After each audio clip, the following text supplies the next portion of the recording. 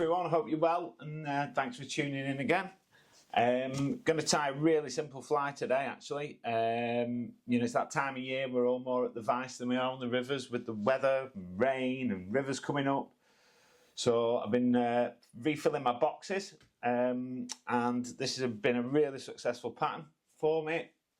Frenchie style fly, really simple to tie as I say, so yeah, let's get right into it.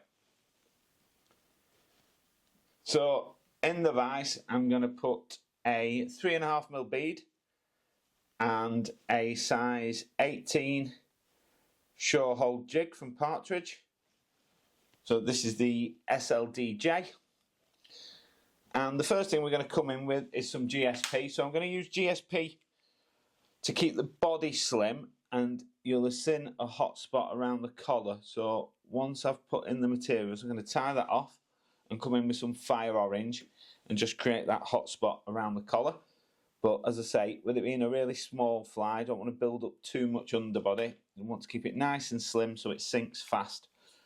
So GSP is great for that. So we're going to come down to just before the bend and tie in some Coq De Leon.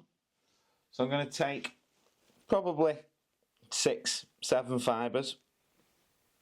Again, going to pull those away from the stem so they sit at 90 degrees, so all your tips are level.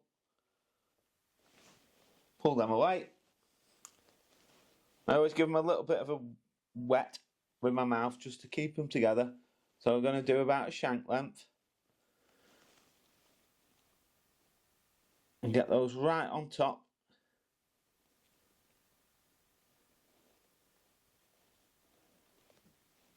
A little bit too long, so I'm going to just pull those down a smidge. Yeah, happy with that. And then come up to the bead and trim those butt ends out. So then the next thing I'm going to put in is some silver wire. So this is the Veniard's silver wire in 0.2. So really nice wire, strong. Don't want to go too thin on this. If you catch trout with it, they'll just break your wire and then your body will all come undone. So just keep spinning a thread anti-clockwise just to flatten it. So again, not to build up too much underbody. Get that right to the bend. So with it being a small hook, I want to create as much body as I can. And then the next thing we're going to come in with is some black pheasant tail. So you're going to get a couple of fibres. So you don't want too many, otherwise again you'll really build up that body. So 2 fibres should do it. You just need to be careful when you're wrapping it not to snap it. So I'm going to tie those in right at the butt there. Get those in.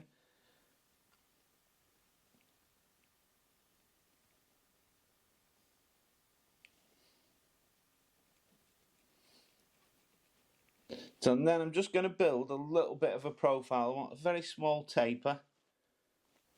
So I'm just going to come down, back up, spinning my thread anti-clockwise all the while, down again, and back up.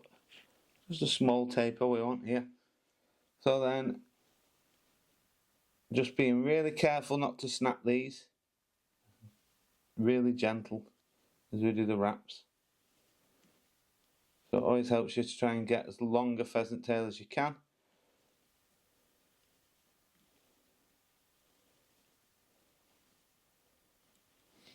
And tie that off right at the back of the bead.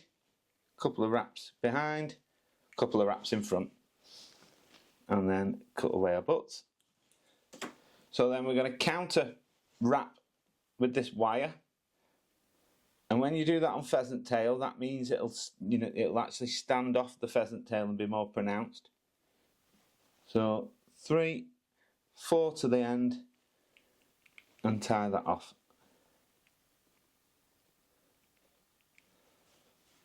So if you twist to the side, you only need a couple of turns and it'll snap off. So then we're going to tie this GSP out now.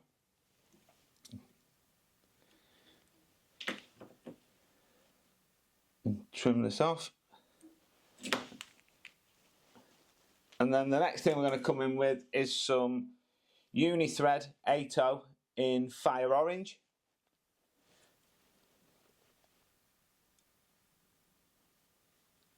So tie that in, cut and put sections out. And then the next material is some micro flash, and this is a lilac colour.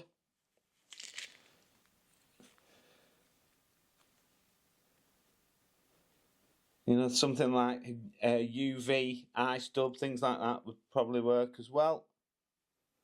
You know, you can do these in all sorts of colours.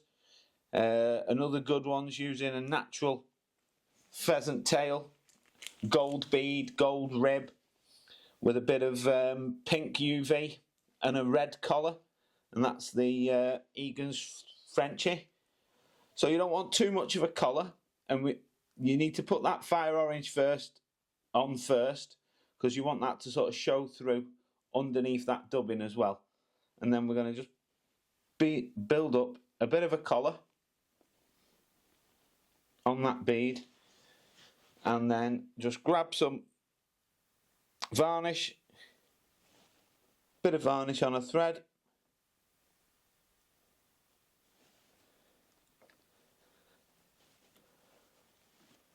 and then whip finish. So I always do 2 whip finishes, so if one breaks, I've always not going to wreck my fly, I've always got another chance. Pull that tight and cut that short, tight against the bead. I've got a few stragglers there, so I'm just going to trim those back.